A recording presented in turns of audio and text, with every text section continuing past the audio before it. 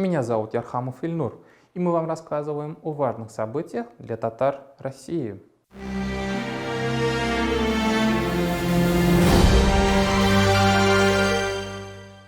Интернет взорвался шутками и мемами в ответ на высказывание Владимира Путина, когда он сравнил победу над коронавирусом с победой над половцами и печенегами, которые терзали Русь в средние века. Дорогие друзья, все проходит, и это пройдет. Наша страна не раз проходила через серьезные испытания, и печенеги ее терзали, и половцы. Совсем справилась Россия. Победим и эту заразу, коронавирусную. Вместе мы все преодолеем. Шуток реально много. Парад острословия в интернете не иссякает до сих пор. На самом деле Путин эту фразу произносит не впервые. В 2010 году, помимо упоминания половцев и печенегов, также Путин сказал о псах-рыцарях и о победе в Великой Отечественной войне. Под псами-рыцарями на самом деле имелись в виду нападки на Русь рыцарей различных немецких орденов. На самом деле эта цитата не принадлежит Путину, ровно как не принадлежит и его спичрайтерам, специалистам, которые пишут для президента тексты. Впервые эту фразу в XIX веке произнес известный в Российской империи адвокат Федор Плевака. На одном из судебных заседаний адвокат Федор Плевака защищал старушку, которая украла то ли чайник в 30 копеек, то ли серебряный кофейник в 300 рублей. Плевака на суде заявлял, что Русь терзали половцы, печенеги, татары и поляки. Много бед было, но Русь выстояла. А то, что старушка украла, этого, конечно же, Русь не выдержит, язвил в суде адвокат. Обратим внимание, что в нынешней речи Путин корректно татар и поляков не упоминал. Мог бы, конечно, сравнить победу над коронавирусом с победой в Великой Отечественной войне. Все-таки в этом году 75 лет нашей победе. Но нет. Слова президента эхом отозвались в интернете. Например, украинцы слова Путина поняли как претензию отделить Киев и присоединить ее к России. Дмитрий Сергеевич Цымбалюк, Роман, агентство «Униан». Если позволите к половцам вернуться, вот по вашему мнению, насколько корректны такие сравнения, если учесть, что эти половцы и печенеги, они терзали территорию, которая сейчас принадлежит Украине, и это касается города Киева, Чернигова. Вот в контексте вот наших двухсторонних сегодняшних отношений, можно ли это воспринимать как что ли, территориальные претензии, или это для красного словца все-таки было сказано? Послушайте, не забывайте, что территория, на которой находится Украина, все-таки она исторически была Киевской Русью. Она была Киевской Русью, и действительно печенеги терзали Киевскую Русь, терзали и славянские племена, которые жили к востоку, и не только Киевскую Русь, да, и про Византию давайте вспомним. И Византии тоже они много головной боли доставляли. Поэтому Киевская Русь, вы же ее никуда не денете, вы ее из нашей истории никуда не вычеркнете. Представители тюркских народов России поняли слова Путина как оскорбление их исторических предков. Люди, далекие от глубоких исторических знаний, истолковали слова Путина как легкомысленные. Коронавирус еще только набирает обороты, и говорить о победе над ней преждевременно. Тем не менее, Путин, не осознавая этого, на самом деле этой фразой произнес очень глубокую мысль. Смотрим на факты. Русь на самом деле до конца не победила ни половцев, ни печенегов. Да, были серии военных конфликтов и стычек, но разве кого-то этим удивишь в средние века? Эти древние народы стали частью Руси. Некоторые русские князья в своих предках имели и половцев, и печенегов. Эти степные народы стали обыденностью, привычным явлением для средневековой Руси. Например, русские князья в союзе с половцами пытались дать отпор татаро-монгольскому нашествию в XIII веке. Сегодня вирусологи прогнозируют, что коронавирус к нам пришел всерьез и надолго. В победу над ним верится слабо. Вакцина будет готова не скоро. У коронавируса есть все перспективы стать регулярным сезонным респираторным заболеванием, то есть той же самой обыденностью. Таким образом, Путин сказал правильно, что про половцев с печенегами, что про коронавирус. Ошибка лишь в том, что ни половцев, ни печенегов не победили. Победим ли мы теперь коронавирус?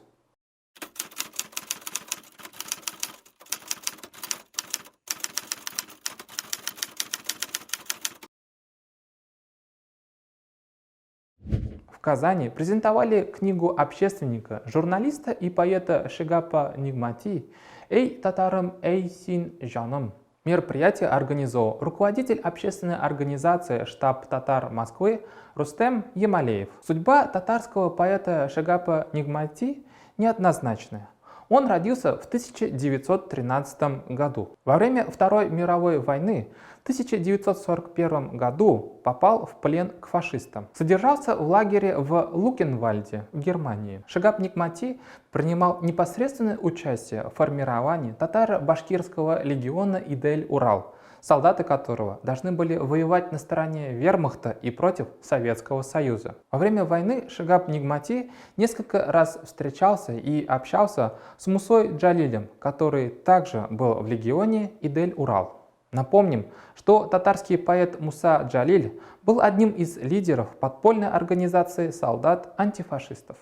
Судя по историческим сведениям, отношения между Шигапом Нигмати и Мусой Джалилем были непростые.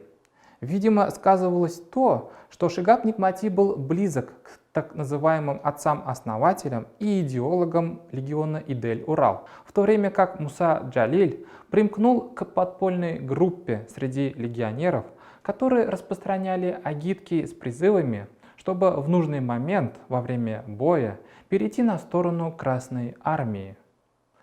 После Второй мировой войны Муса Джалиль стал героем, а Шигап Нигмати – предателем. Так решила советская власть.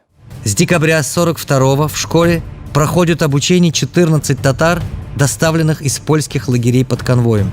5 из них войдут в редакцию газеты «Идель-Урал». Пленные печатают агитки, которые, по мнению нацистов, должны уберечь легион от большевистского разложения. Но стараниями подпольщиков до лагерей доезжает только часть текста. Распространением листовок в лагерях занимается организованная Джалилем концертная бригада. Труппа гастролирует по различным соединениям легиона, шталагам и параллельно обеспечивает связь между разрозненными ячейками сопротивления. В подпольной организации духовной, что ли, силой они считали отца. Это было решение отца сделать такую культурную программу и как бы под видом этой культурной программы переезжать из лагеря в лагерь, группу, которая бы распространяла листовки, настраивала людей поступать в легион для того, чтобы перейти потом с оружием на сторону Красной Армии. Видимо, такое положение дел стало причиной, почему Шигап Нигмати затаил глубокую обиду на Мусу Джалиля. Внук Шигапа, Муса Нигмати, во время презентации по этому поводу пересказывал некоторые слова и воспоминания своего деда.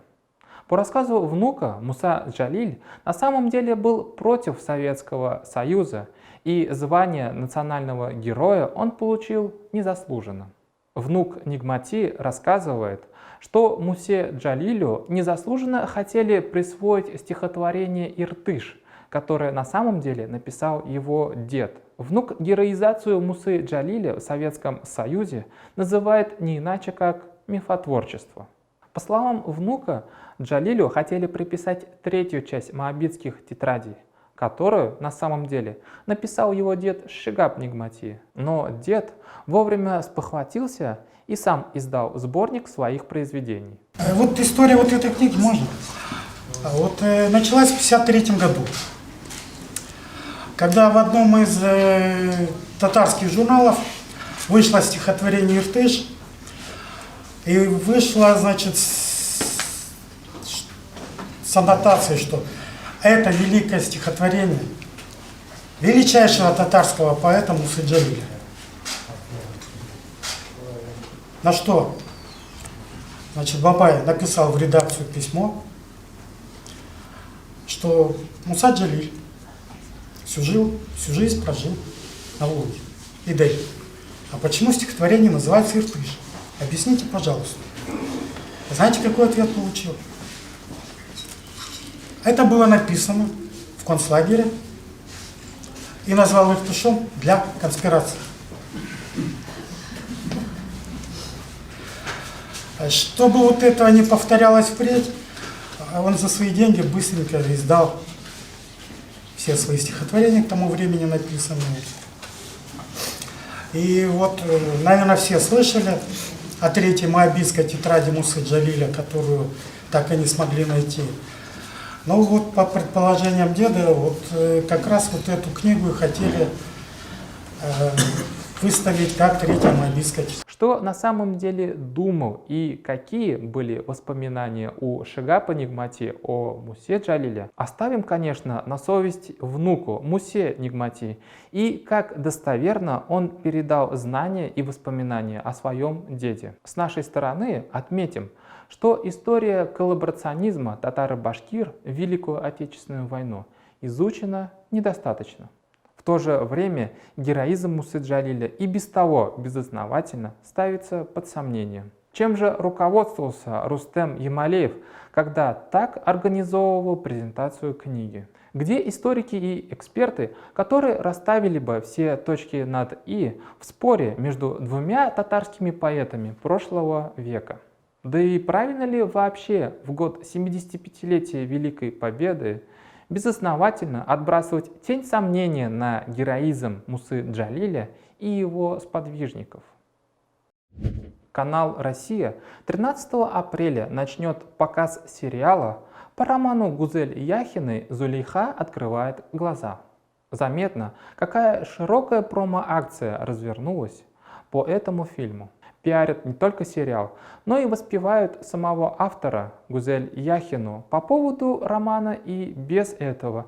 Например, некоторые журналисты обращаются к Гузель Яхиной за якобы авторитетным мнением, как пережить период самоизоляции. Фильм нам еще только предстоит посмотреть. Этот выпуск нашего проекта мы записываем до премьеры сериала, но обещаем, что «Зулейха открывает глаза» нами будет разобрано детально. Тем не менее, вспомним, как этот роман встретили в 2015 году, когда он был издан. Восторженных рецензий о романе полно, но вот чтобы найти объективный или критический разбор произведения, для этого нужно приложить усилия. Например, профессор Казанского института культуры и доктор филологических наук Октябрь Кадыров считает, что Яхина на самом деле образ татарской женщины в лице Зулейхи передает так, будто она подзаборная шлюха. Да, профессор Кадыров в почтенном возрасте. Несмотря на это, от крепких слов, чтобы оценить роман Яхины, он не отказывается. По его словам, в произведении Яхины нет ни одного настоящего образа татарина. Журналист Александр Минкин и вовсе обвиняет Яхину в графоманстве. Писательница свое произведение перегружает бессмысленными прилагательными. Например, если Яхина описывает корову, то морда у нее обязательно печальная. Если крестьянина, то он обязательно тщедушный. Если черный автомобиль, то он обязательно светится. Если пассажиров трамвая, то у них обязательно гроздья лиц. Если кондуктора, то он обязательно свирепый. А если милиционера, то он свистит в свисток не просто так, а свиристит. Литературный критик Милявша Хабудинова считает, что Яхина пребывает в плену советских мифов о забитой восточной женщине, которую раскрепостила советская власть. Политолог Руслан Айсин считает, что Яхина на самом деле образом Зулейхи психологически себя оправдывает. Зулейха родилась татаркой, но так ею и не стала, как и сама Яхина. Приятного вам просмотра!